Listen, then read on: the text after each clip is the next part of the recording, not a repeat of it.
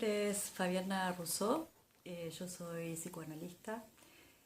Me dedico al trabajo en derechos humanos hace muchísimos años. Hay muchas razones para pensar por qué me dedico a eso. Una de ellas es por historias familiares vinculadas al impacto que causó el terrorismo de Estado al interior de las familias, en la intimidad de los sujetos que fueron de alguna manera tocados por esa experiencia concentracionaria. Y durante muchísimos años me dediqué a trabajar clínicamente con casos vinculados a los efectos que el terror de Estado produjo en los sujetos, para pensarlo de algún modo en esas dos esferas, sujeto y derechos humanos.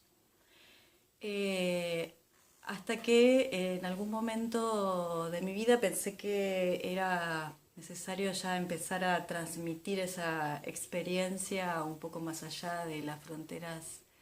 también privadas del consultorio o del trabajo incluso hospitalario que desarrollaba en algunas instituciones, y aprovechando que había asumido hacía muy poco tiempo Eduardo Luis Duhalde en la Secretaría de Derechos Humanos de la Nación, le propuse poder implementar un proyecto que tiene un alcance más a nivel nacional respecto de las consecuencias del terrorismo de Estado en la Argentina, vinculada a la subjetividad que eso había causado, cómo se produjeron subjetividades a partir del terror de Estado. Y bueno, por una serie de circunstancias empezamos a trabajar entonces en ese terreno, en el marco de las políticas públicas, en el marco de la reparación a las víctimas. Muy poco tiempo después se iniciaron los juicios en Argentina y entonces todo ese trabajo que veníamos nosotros hilvanando muy incipientemente, lo volcamos de lleno a la experiencia, a acompañar la experiencia del trabajo en los juicios por delitos de lesa humanidad, y ahí pudimos organizar un modo de política pública vinculado a eso.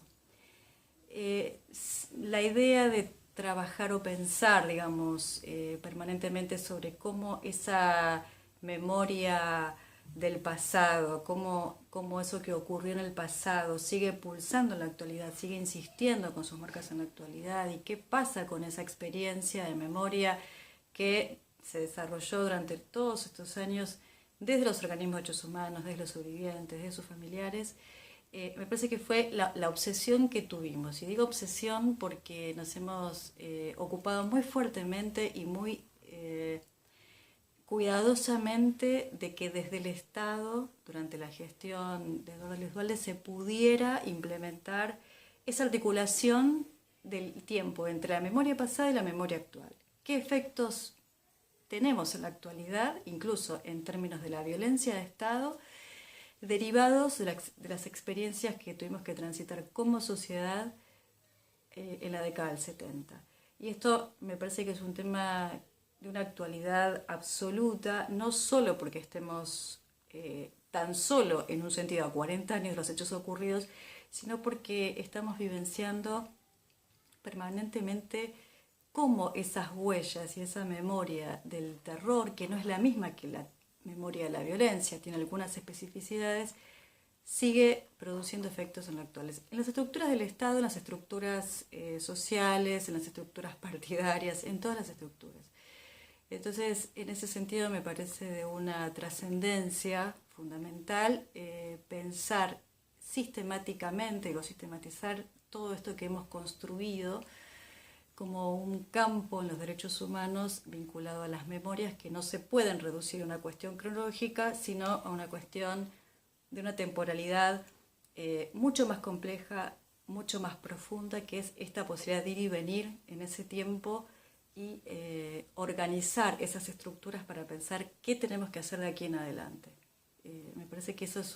es una deuda a la cual nosotros no podemos renunciar de ninguna manera, mucho menos en este momento.